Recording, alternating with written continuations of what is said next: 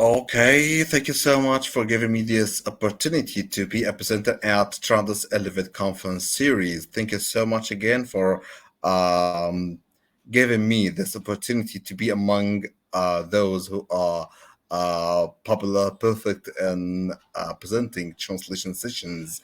And let me first introduce myself. This is Muhammad Aimer, and my presentation is titled "It Translates Live from a Tech Dummy to a Tech Savvy." I'm also a teacher of specialized translation and interpreting at Cairo University in Egypt. After that, I'm a coordinator of international relations and conferences at the Accountability State Authority. I'm also a member and certified translator at the Egyptian Translators and Linguists Association. I'm also an Interprefy approved simultaneous and conference interpreter curriculum developer with multiple regional agencies. I think this sums me up. So I'm pretty happy to be here talking with you about translation and business. This is my email address, my WhatsApp number, and my LinkedIn account if you want to get in contact with me very soon. So, welcome anytime to contact me. Today's session, I'm going to talk about four main subjects. Let's first sum them up. Number one is technological block. What may stop a translator from being a tech savvy one? So, because a lot of translators can depend on conventional translation methods, but today we're going to focus on turning those translators from conventional methods into technological ones. Number two subject is titled "Technology for Interpreters."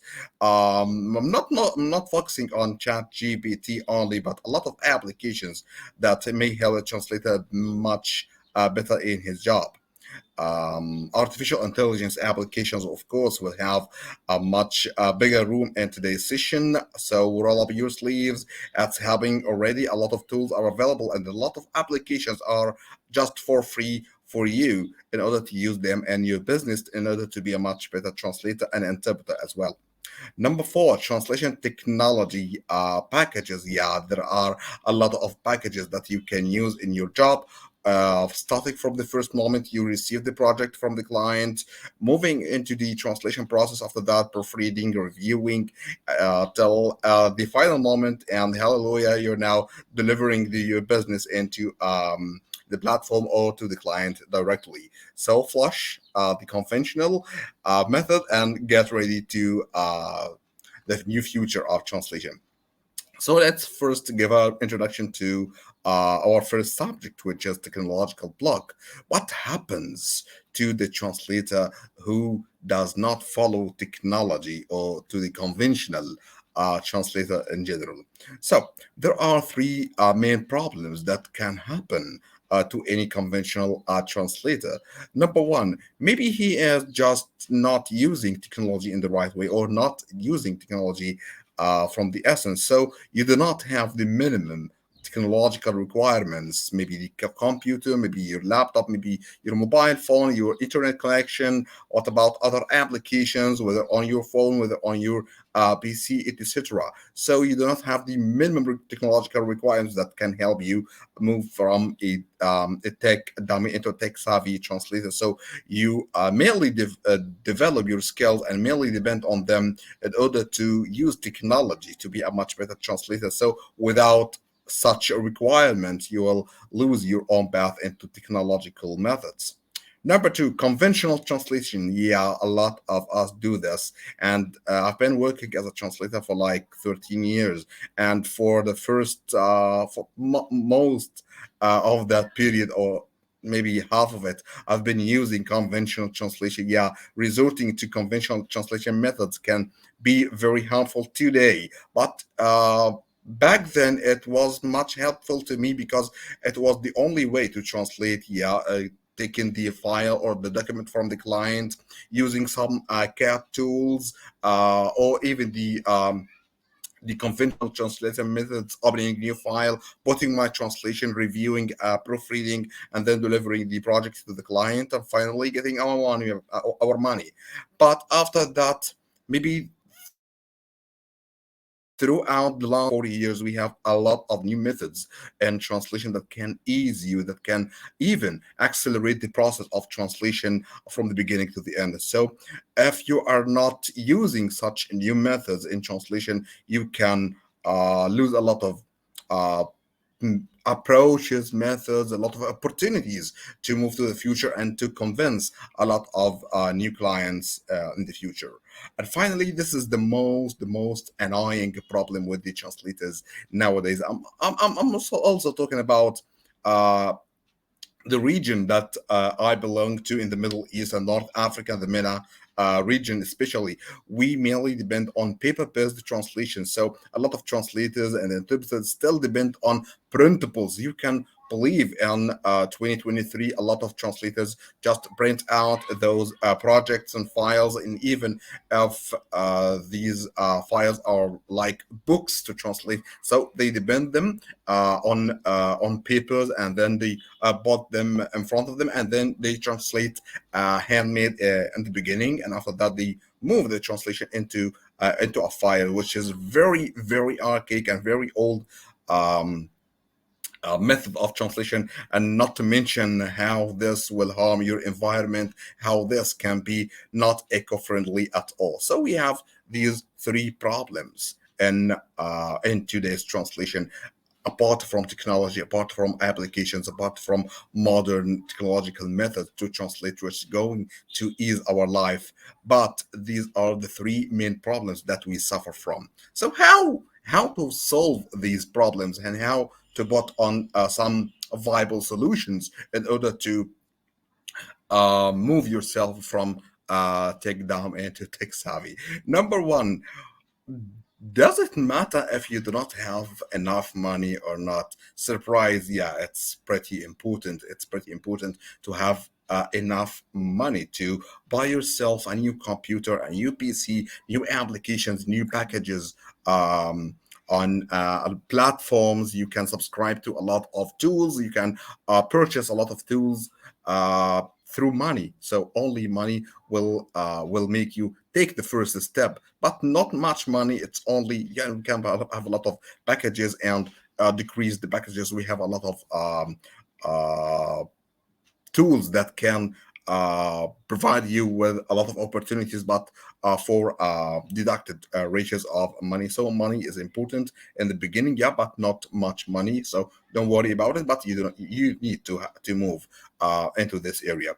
Number two, is it your mentality? I believe this is the most important part of it. Your mentality. A lot of translators still depend on principles, as I just said. So if you change your mentality, if you manage to change your um, translational methods from printables, from using your own hands, from using your old software, old tools, and old methodology of translation, you're going to change the way you think, change the way you work, change also the way you get new opportunities nowadays and in the future as well. So changing your mentality will help you much more than you think in order to move yourself to the future, in order to make much more profits in translation and interpreting um, professions.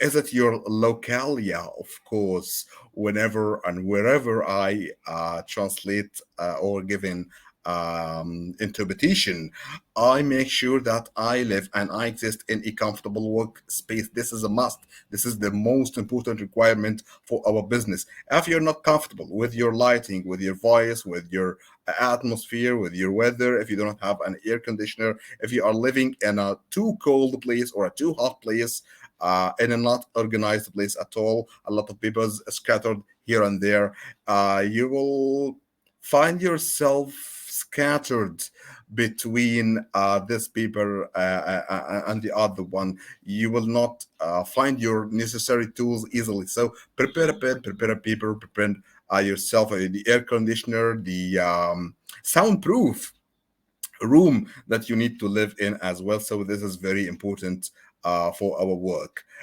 Finally, um, is it how to teach and how to translate? Yeah, yeah. I wrote this is the right way. Yeah, a lot of translators tend to teach translation and interpreting in order to be good in translation. Yeah, I believe in the theory because a lot of people say that the most important way in order to perfect something is to teach it. Yeah, this is the only way. I believe if you're not that perfect in translation and you're not that smart and talented in translation, you can teach translation. After that, you're going to train yourself. This is a simultaneous process. So teach something, then you're going to be much better in this. When I first started my life as a translator, not as an interpreter, but when I taught interpreting in the university and in some schools, in some specialized institutes and schools, I found that I can train myself with those students. So teaching can lead into perfection or perfectionism, as as you can think about it. So I have this quotation that I wrote to myself, which says translators need to integrate technology seamlessly into translation instead of viewing it as an add-on, an afterthought, or an event. Yeah, I believe this is very important for our jobs. So a lot of people think that technology is important. Yep, technology can be important and is very important, but it's not an add-on. It's not something like you add to your job. You need to put your job on technology, not the other way around. Technology, yeah, it's very important, but it's not like an application. It's not like a software, and it's not like something you add to your job and voila, you're perfect in translation and interpreting. No, it's not like that. It's depends on the way you think and the way you move and change your mentality from the conventional way of translation and the interpreting into the technological one. So using applications, using software, using packages, using the tools that are already there on the internet, and everything that can be made available to you is very important. But changing your mentality in order to communicate yourself with technology is very important. So it's not an addition; it's the thing that you need to work on. Moving to the second subject matter, which is titled "Technology for Translators and Interpreters," and we can call the year 2022 and even 2023 the year of ChatGPT, because we all watched how ChatGPT affected the way we think, the way we deal with other people, and the way we deal with our projects. And by the way, in the MENA region in the Middle East and North Africa, ChatGPT cannot be available. However, there are some versions that can be used through the VPN and other stuff. But I find that there will be some time ChatGPT can be available to the whole world, and after that, it's going to be a revolution and our translation and interpreting process. But let's get back then and try once again with Google Translate, which is a very important tool. And we have this infamous ideas about Google Translate, especially in our universities, especially in our translation educating institutions and schools, especially here in the Middle East. A lot of professors and a lot of teachers tell us that do not use Google Translate, never use Google Translate. And I remember that professor who once told me, if you did so, you'll be a failure translator, and so on. So once upon a time, I was already there, and I was convinced of that a little idea. But after the technology and after the development that happened to Google Translate, the adding of a lot of algorithms to Google Translate, we can change our ideas and change our mentality about using a little tool, a small tool like Google Translate to your best. So. I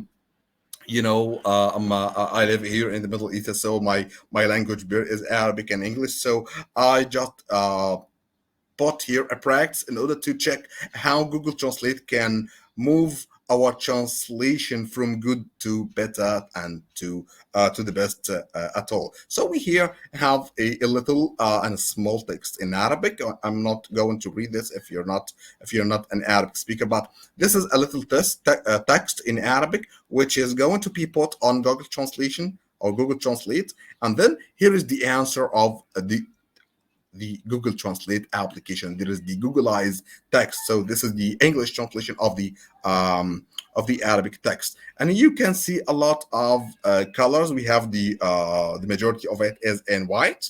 We have a blue word. We have red. We have orange. Okay, so let's start with the blue one, which is the only one, the only word. So let's get back to the Arabic text.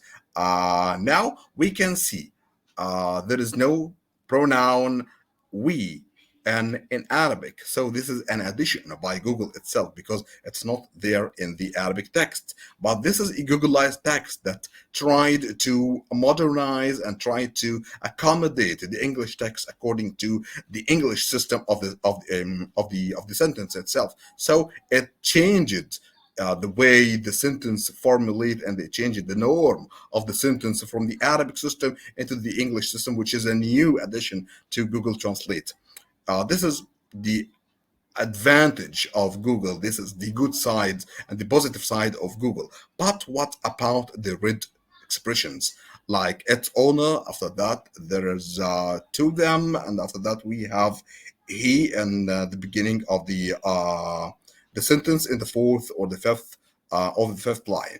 And let's compare between the Arabic text and the English text. Now we can see yeah, exactly. The word is already there in Arabic, but in English, this is can be a too literal translation into English because you can have different pronouns, you can have different expressions and alternatives to the word instead of its owner because this is too literal translation. So this is a big mistake in the translation. After that, you can see how the two dots. Yeah, let's see. Yeah. In line two, you can see like there are two periods in the beginning and two periods close to the end, and you can find there are already two periods as well in the English text, which is a very big mistake because there is only one period after the end of the text after the end of every single sentence. So it imitates the original text and moved it the same as is to the target text, which is a big mistake by Google, but it did not understand that this is the style of writing in Arabic. Yeah, in Arabic, we end our sentences in only one period, but you can add two or three periods separated in order to add a new information. But this is not there in English, but it's moved as is into English with a very, very bad mistake by Google. Now let's move to the most important part here. Those who are characterized by it, which is in orange. This is I can see it's a much literal translation, but it can be tolerable. It can be tolerable, of course, because it moves and it transfers the meaning from Arabic into English the same way it can be read in Arabic. So I think it can be much better, but we can accept it. We can take it. We can leave it. We can have a compromise here in order to find a much better translation. But if the text is provided and submitted to you with this orange sentence, you can accept it because it's not grammatically incorrect. It's not structurally incorrect. Yeah, it's correct and it transfers the meaning as is, so it can be acceptable, but it needs to be changes. So it changes. Sorry. So you can find that this Google Translate tool can be helpful much more than you think, comparing to the other versions or the past versions of Google Translate. So this is about translation. What about interpreting? What happens in the interpreting profession?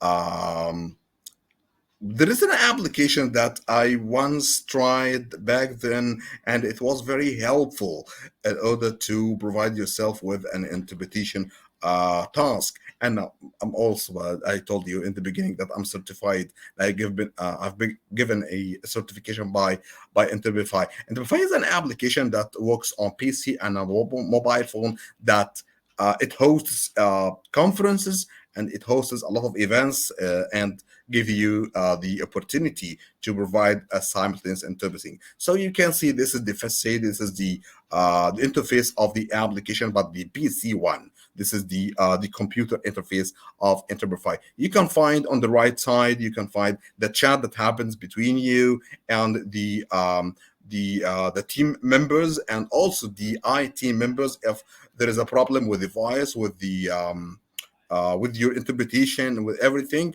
you can find this place as um, shown here on the right side in order to make a chat to solve any problems. To the left side, you can find a big screen, the screen that broadcasts live from the event itself. So you can watch the event as long as you give a simultaneous interpreting.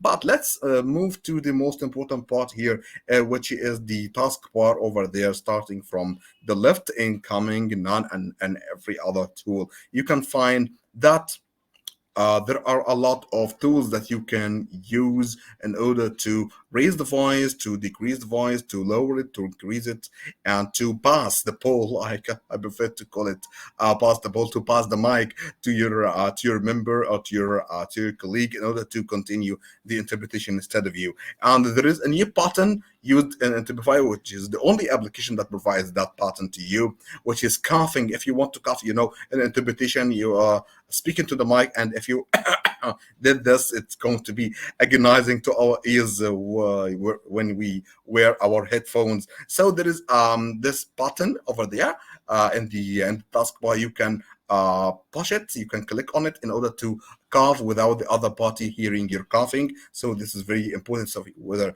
you're coughing, sneezing, or whatever happens, so you can switch it off and then switch it on, so nothing happens to those who listens to your translation. And this is the mobile phone version on the interface of the mobile version of Interprefy. You can see a lot of screens here.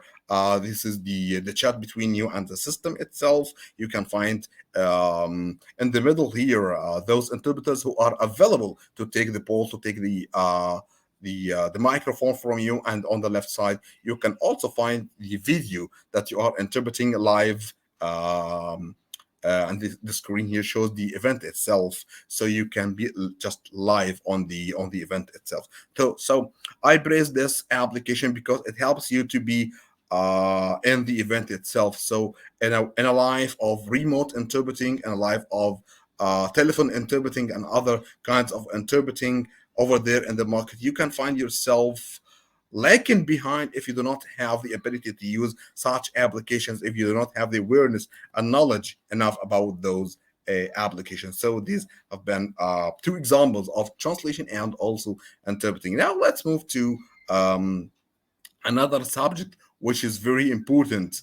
This is the third subject here. We have artificial intelligence applications. We have a lot of applications that we can use in order to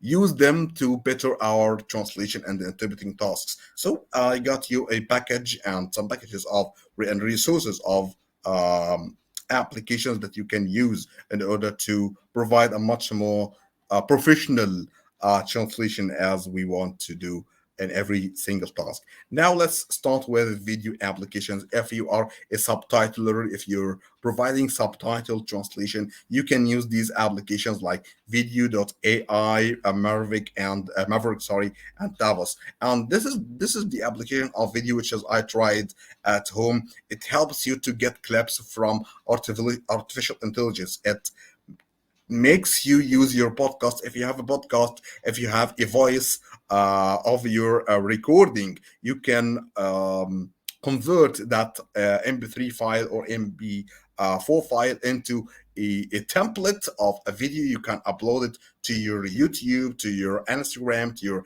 TikTok, or whatever the application you're going to use. So I think this is much more important than keep recording your translations, your interpreting. If you are in interpreting, this is going to help you much more, because in professional life you'll be much more capable of moving to or getting the extra mile, moving the extra mile, going the extra mile with your clients, with your professional ones that you work with. So you can imagine the ability that will be at your hand, uh, getting clips, getting videos out of your recording audio files. So we are translators. We mainly use text apps like Wellbot, like ChatGPT, for example, and also WordTune. But this application is Quellbot. Quellbot helps you to put some text in the application, and the text, voila,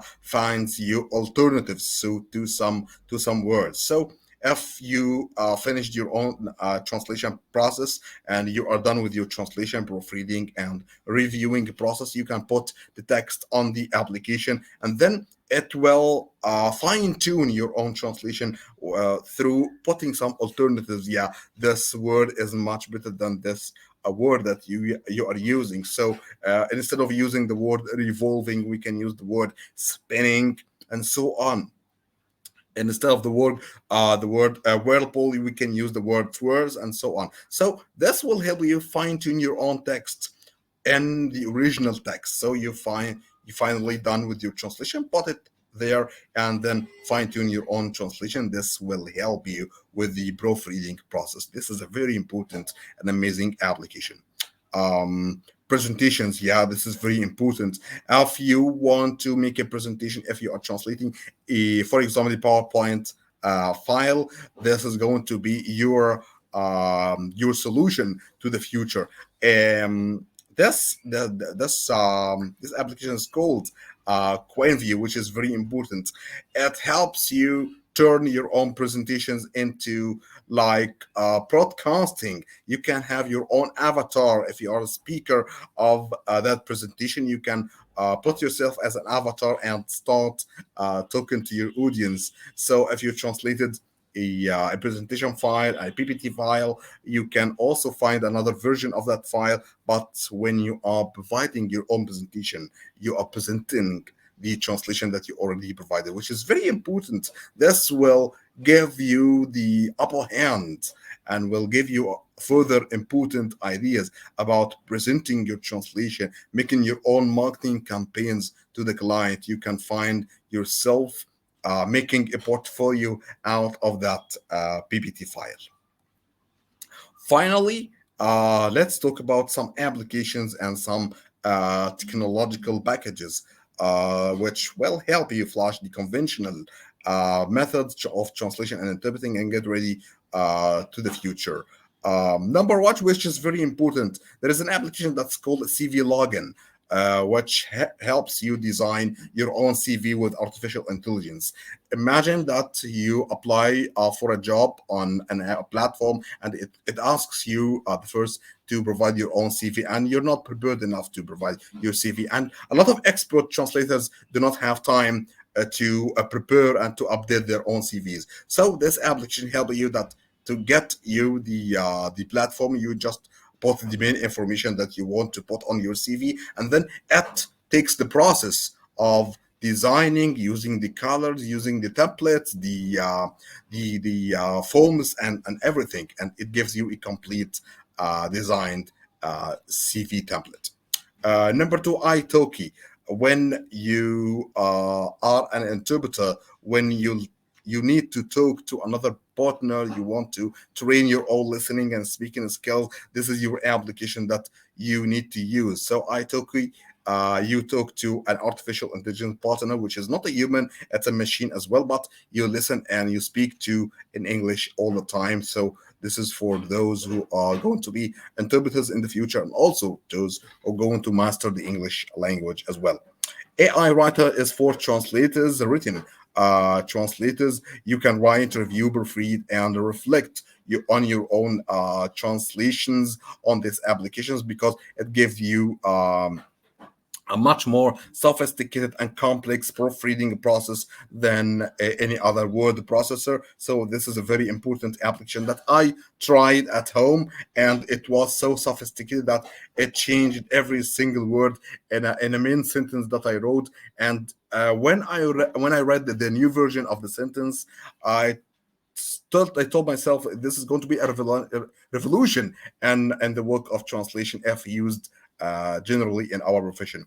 And finally, there is an application that I call the main player of our profession, which is called Socratic. You can upload your own files, your own videos, your own Word files to this application. You can assign tasks and to mark assignments. If you have a team of translators and the interpreters, you can just distribute and to assign tasks to them, and after that you can gather those files from them, marking, proofreading, reviewing, and doing everything uh, on these platforms and application. You can then fine tune the translations, and after that you can deliver the file um, to the client. So thank you so much for this opportunity to give you this presentation, and I wish I gave you new information and new ideas on turning the translator from a tech dummy to a tech savvy